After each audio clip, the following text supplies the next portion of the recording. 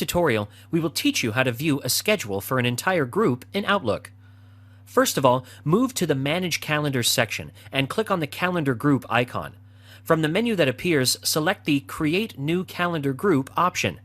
Type in the name of the group and click on OK. Now select the members that you want to include in this group and click the Group Members button. Once created, you will notice that we can view the entire group schedule. You can change the view to monthly, weekly, and even daily. You can even choose which member's calendar is displayed in Outlook. All you have to do is tick on the checkbox next to their names.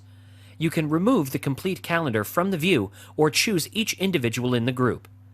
You can also minimize the group calendar by clicking on the small triangle next to the group name. To set a meeting with the whole group, click on the New Meeting button on top and select the New Meeting with All option. Once done, a new message window will open. Notice that with this option, a new appointment will be created with all the members already invited.